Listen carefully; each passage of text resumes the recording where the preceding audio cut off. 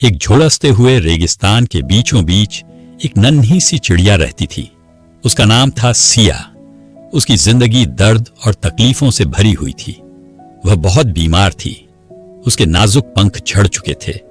शरीर इतना कमजोर हो गया था कि वह ठीक से चल भी नहीं पाती थी।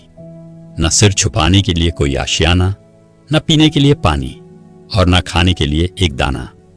वह बस तपती हुई रेत पर पड़ी अपनी मौत का इंतजार कर रही थी। एक दिन आसमान से एक सुंदर सफेद कबूतर वहां से गुजर रहा था। उसके चेहरे पर सुकून था, आंखों में चमक थी, जैसे उसे दुनिया की कोई चिंता ही ना हो। सिया ने बड़ी मुश्किल से आवाज लगाई, भाई, तुम कहां जा रहे हो? कबूतर ने मुस्कुराकर जवाब दिया, मैं स्वर्ग जा रहा हूं, भगवान से मिलने।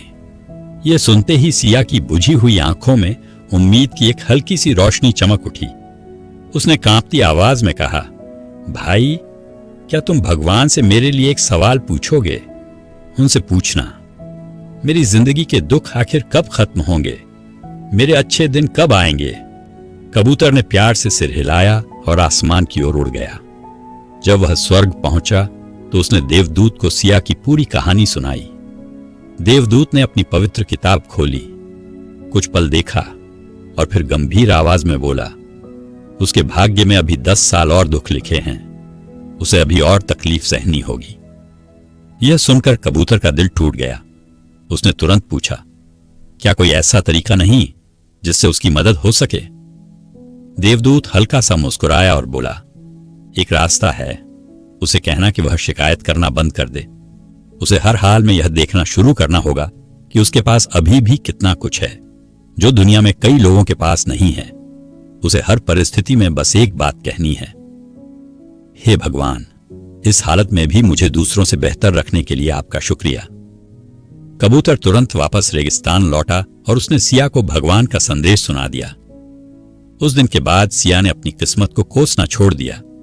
जब तपती हुई रेत उसके शरीर को जलाती तो वह रोने की बजाय मुस्कुराकर कहती, शुक्र है भगवान, मेरे पास अभी भी सांसें हैं, जबकि कई जीव इस गर्मी को सह भी नहीं पाए। आपका शुक्रिया। जब उसे भयंकर प्यास लगती और पानी की एक बूंद भी नहीं मिलती तो वह आंखें बंद करके कहती, धन्यवाद भगवान, मैं अभी भी जिंदा हूं और उम्मीद कर सकती हूं कि एक दिन पानी जरूर मिलेगा। जब बीमारी से उसका शरीर कांपने लगता तो वह कहती, हे ईश्वर, आपने मुझे अभी भी सुरक्षित रखा है, जबकि कितने ही जीव शिकारी पक्षियों का शिकार बन जाते हैं। आपका शुक्रिया। धीरे धीरे एक चमत्कार होने लगा। जहां पहले शिकायतें थीं, वहां अब सिर्फ धन्यवाद के शब्द थे। जैसे जैसे उसका मन हल्का होता गया, वैसे वैसे उसका शरीर भी ठीक होने लगा। कुछ ही दिनों में उसके शरीर पर नए, मुलायम और चमकदार पंख निकल आए। और फिर एक दिन अचानक उस सूखे रेगिस्तान में काले बादल छा गए। मूसलाधार बारिश शुरू हुई। रेगिस्तान के बीचों बीच एक सुंदर तालाब बन गया। चारों तरफ हरियाली फैल गई और वही कमजोर चिड़िया अब खुले आसमान में ऊंची उड़ान भर रही थी। ठीक 10 दिन बाद वही कबूतर दोबारा वहां से गुजरा, लेकिन इस बार जो उसने देखा, उसे देखकर वह हैरान रह गया। जहां कभी सिर्फ सूखी रेत थी, वहां अब हरियाली थी, पानी था, जिंदगी थी।